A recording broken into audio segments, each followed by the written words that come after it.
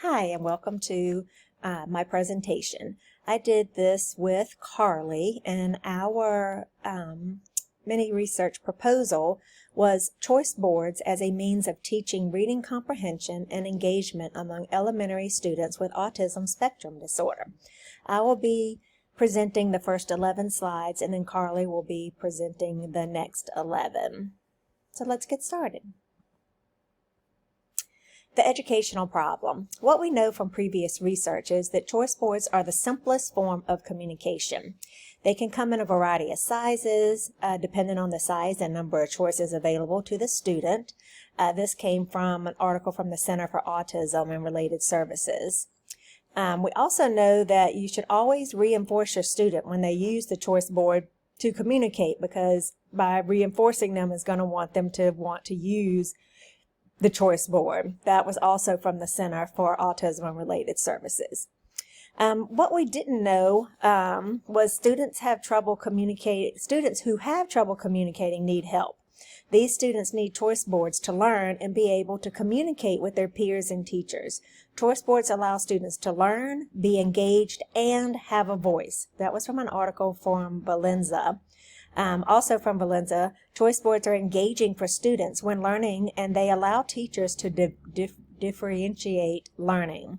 The differentiation is really key here. The purpose of this study is to evaluate the improvement of reading comprehension and engagement when implementing choice boards for elementary-aged nonverbal students with autism spectrum disorder. Our research questions were: how do choice boards improve reading comprehension for nonverbal students aged 5 to 10?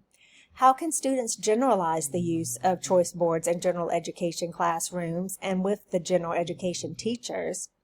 How can the use of choice boards promote inclusion with other classmates in the general education classrooms?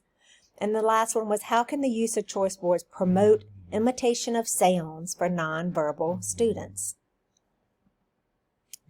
The method we chose was single subject research design and multiple baseline design across settings. So the multiple baseline design across settings.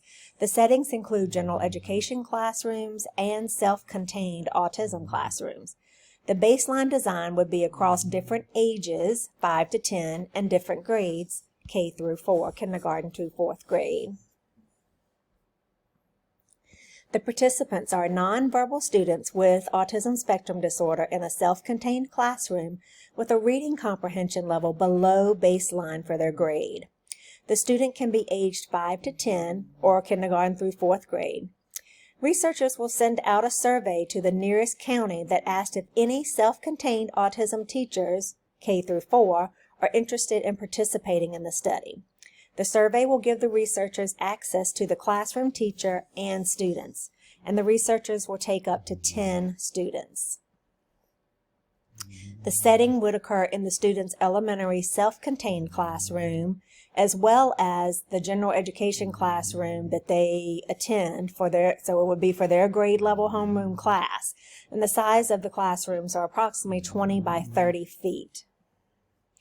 This includes, so this is still talking about the setting, this includes 10 individual student work desks in the self-contained classroom, 20 individual student work desks in the general education classroom, because that's going to be a larger classroom that these students are pushing into, a group work table with the teacher and the aides at the front of the room for individualized choice board instruction in the self-contained classroom. Also a group work table with the teacher and the aide on the side of the classroom for the language arts stations in general education classroom. So what we mean by that is when they break it out in the language arts classroom and they go from station to station to learn, and then the teacher has a group with her at the front or the side of the classroom. Then 15-minute language arts lesson in both self-contained and the general education classroom. The intervention or the independent variable was the student's use of the choice board. So that's what we're looking at, is the implementation of choice boards. The materials that will be needed, we decided to use the unique learning system to help us with collecting our data to see if there was improvement or not. So there'll be a baseline as well as a benchmark at the end. So the unique learning system, the unique level AA stories, the unique level AA choice boards that correspond to the story.